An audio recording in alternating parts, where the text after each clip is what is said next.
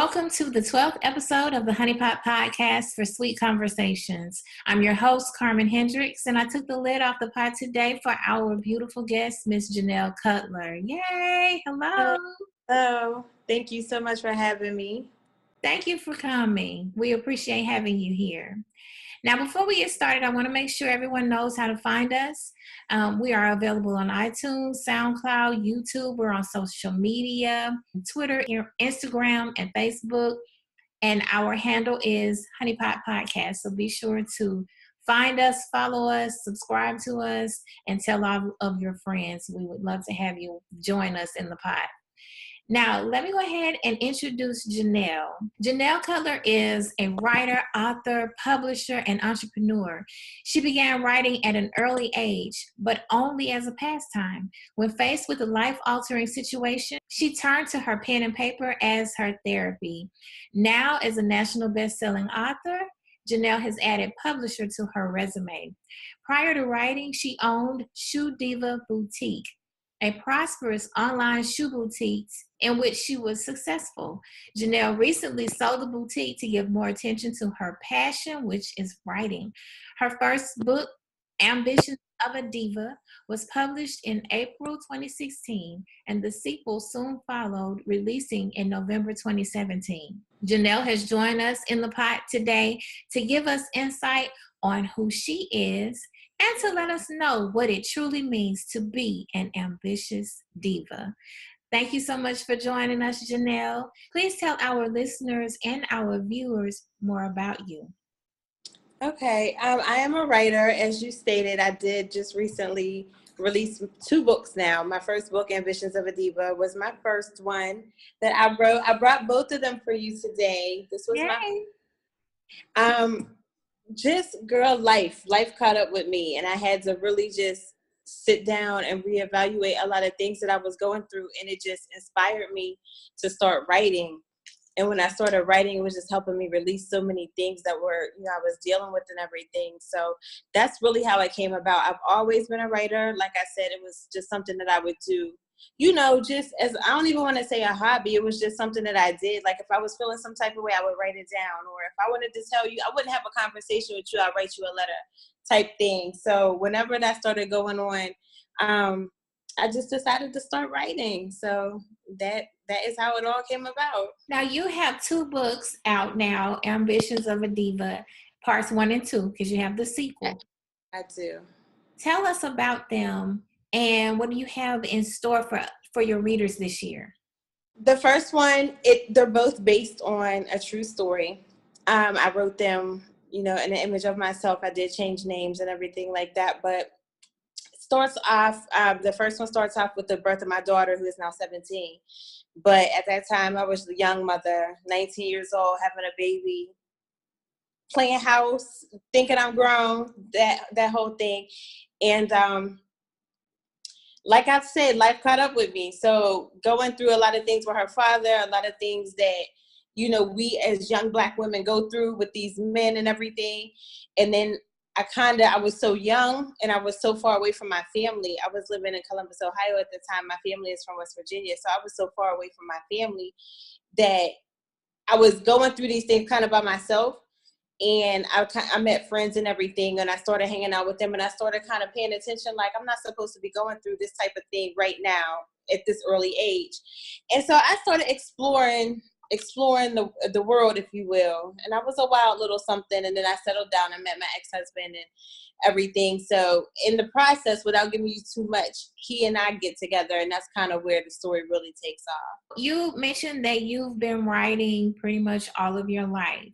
Yes. Tell me if there is a teacher that you had that really truly inspired you and helped you become the writer that you are today. No, I really can't say that because it was never something that I took up in school ever. Like when I was in high school, I wanted to go to college to be an editor. I wanted to edit and I wanted to, write for The Source and Excel magazine and things like that. I love hip hop. So that was like my passion. I wanted to do that. And then, when you were 8th grade, 9th grade, that type of thing, you have an idea. And then once you get a little further in your high school career, if you will, you kind of start to change your mind. So instead of that, I started to pursue cosmetology instead. So I never did anything with writing, but it still kind of lingered in the back of my mind. Like I should have did it. I should have just went, and it was kind of just something that I kind of developed on my own. There's a story that's in the news right now about a teacher in Louisiana.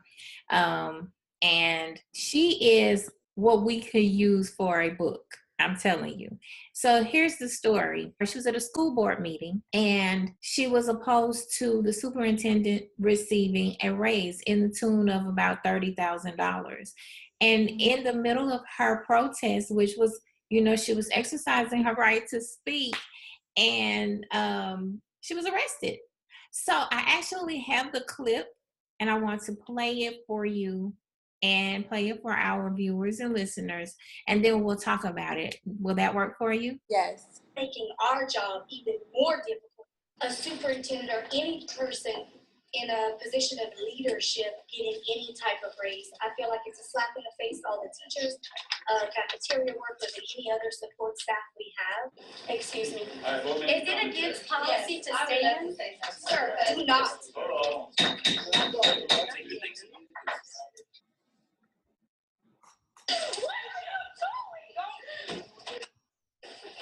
Can you explain? Are you kidding me? Stop resisting. I am not. Just push me to the floor. Sir, hold on. I am way smaller than you. What happened here tonight?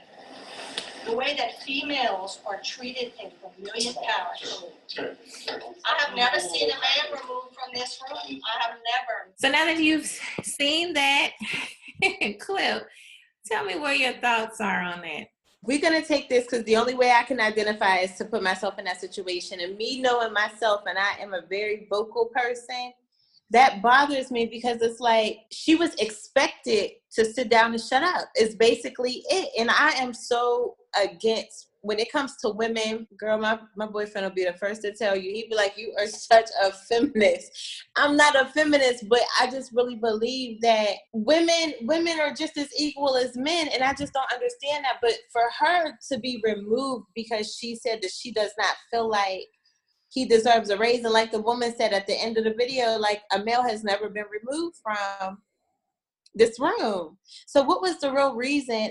And I will be honest with you, I was extremely surprised to see that she was a white woman, because when you were telling me the story, I assumed that it was a Black woman and a white officer. So that just goes to show that even though right now, as divided as we are as a country, it's not even with this whole racism and all of that.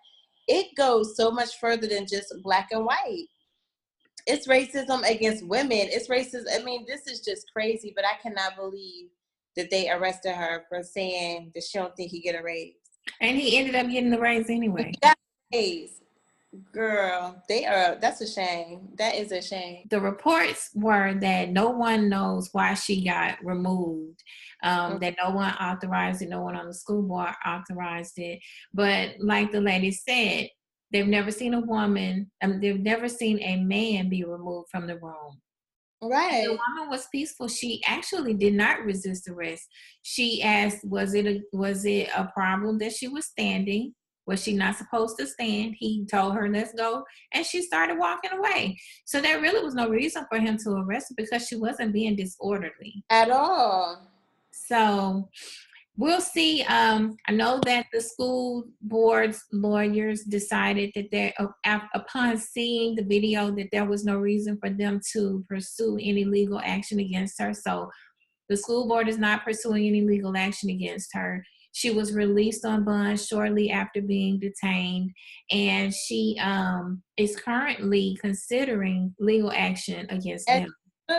As she should. It's interesting that we have the situation. You know, we talk about how women and men are treated so differently in society, and people say, oh, no, that's not true. That's not true. That's not true. But then but it is very true. Exactly. And then what happens is we have these scenarios. We have the MeToo movement. You know, we have the gender gap pay issue. we have so many things that are readily available for you to see that this is an issue. And then this serves as like the nightcap that this woman is removed because, and really all she was saying is it's a slap in the face to the teachers who are struggling, to the cafeteria workers, to all of the people who are really on the front line here with the children. Right. We're not, she was basically saying we're not making any money, so why is he getting a $30,000 raise when that money could come to us? Mm-hmm. Exactly. My mother was a school teacher for 34 plus years. And when it comes down to it, teachers are not paid their worth. No, If not we at didn't have a teacher, you would not have education. It's ridiculous. It's crazy because for them to say you have to have an education in order to survive in this world, and you need to pay the people who educate. the educators. Correct. Exactly. You said that your book is basically loosely based on your life. Yes. So if you were to name your favorite character in the book, who would it be? Jazzy. Her name is Jasmine Davis. That was me. But she's my favorite because she has so much fire and so much ambition. And it's like every storm that Jazzy goes through, she comes out of it dry. She comes out of it so like, like it never even happened. And the caption of my book is, you never know how strong you are until strength is your only option. And it's true. You never know until you go through it. You can see someone else going through something and say, oh, well, if I was in that situation, but you never know your strength until you actually have to rely on that to be the only thing to get you through. When you were writing the book, did you feel like there would be some type of shift in your life? I didn't feel like when I started writing, I was a mess. I was, my ex and I, we had just broke up. It was like the day he moved out. I was with this man for 12 years. So the day he moved out, I was just, a mess. And my daughter was 14 at the time. She said, Mom, you got to get up. And I'm like, you're right. So I got up and I went and got in the shower and everything. And in the shower, I don't know what it was about that shower, honey. But when I got out that shower, I was renewed. I was okay. I was like, you know what? We're going to talk about this because so many women go through things. And I went through a lot of things with that man. And we go through things and we were quiet about it because we feel like, we're embarrassed or whatever. And we got to get to a point where we're not embarrassed because we all go through it. It's funny that you mentioned being embarrassed because it brings me to our next topic, which is about the MeToo movement, where we have so many people who are coming forward now who are saying that the reason why they didn't say anything was because they were embarrassed or because it would affect their job or something along those lines. And now we have the MeToo movement moving into the church. And so we have a pastor from Memphis. Well, he has a church in Memphis. His name is Andy Savage. He has now come forward with a public apology to his congregation about a blog that was written about him when he was 22. He was 22 years old. This happened in 1998. A 17-year-old woman, her name is Jules Woodson. She was 17 at the time, and she stated that after a church event, he offered to take her home. He took her to a remote location and sexually assaulted her. And so now she's saying, no more. No more. And so she's using the hashtag church2. Silence is not spiritual. Those are the hashtags that she is now using.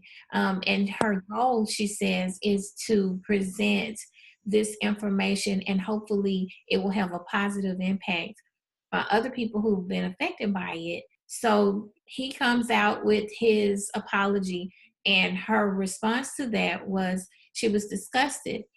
His apology was not to her. His apology was an open letter to the congregation where he addressed her, because he made the comment, I didn't realize that this issue was not closed with Jules, and I would like to work with her so that we can move forward with closing this issue at the time, because he did not deny that there was any type of sexual encounter. He's also trying to get in front of it. You know, Right. he's trying to get in front of it.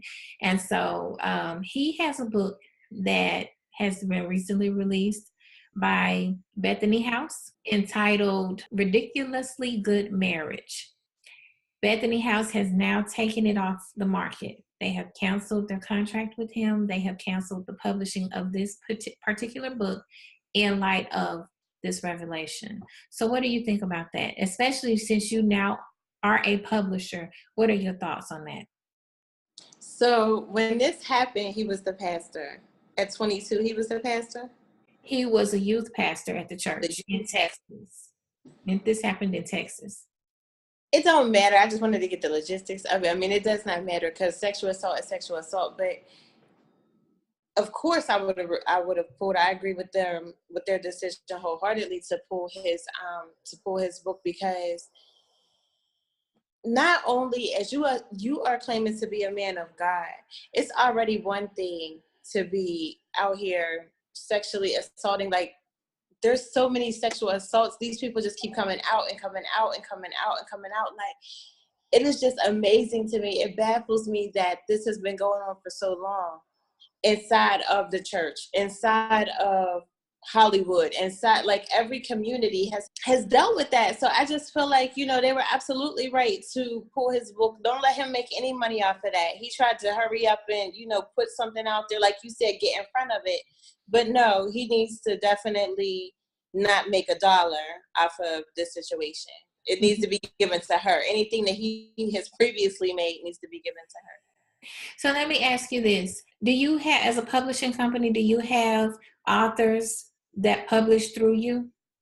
Yes, I'm a self-publishing company, though, so I do have authors that publish under me, but I release everything back to them. I give them all of their rights. I give them, once I finish my process, it's just almost as like they did it themselves, just, under my company. But I don't hold any rights to anything anyway. But if I did, I definitely wouldn't be letting him get his shine on in this situation at all. That was my next question. What would you do if this was one of your situations? Oh, that is just crazy. And I mean, like I said, knowing me, knowing myself and how I handle things, I would have been talking to him like, what is wrong with you? You really was out there, that's not okay. That's not okay. And I think that men, just like we were saying with being feminists and things like that, but men get confused, like, we don't owe you anything. If I say no, then it's no. I don't owe you anything, and I shouldn't have to do this or do that to get further in my career or further in whatever it is that I'm trying to do.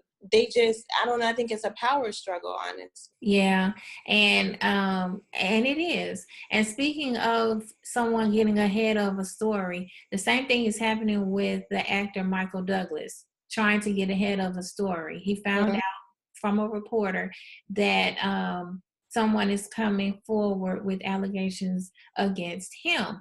And some of the allegations are that he used improper language in front of her, that he prevented her from getting jobs within the industry, and that he masturbated in front of her. He has come forward saying, no, I'm getting in front of this story. This did not happen. If I'm guilty of anything, I'm guilty of using improper language because I have a foul mouth. And so right now it's so tense. And there's so many people who are coming forward with things. He's saying it's retaliation. She's saying, no, this really happened. But then when you think about it, in this particular story with him, this happened 32 years ago. What kind of retaliation could possibly happen? Right. Yeah, definitely. That doesn't even make sense. Like you said, 32 years later, she's just finally getting the courage. She's just finally getting the strength.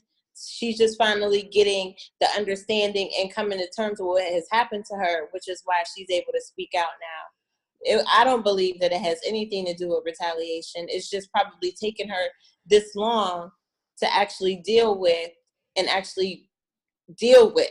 what has happened to her. Let's get back to you, because I want to talk more about you as a writer, an author, a publisher.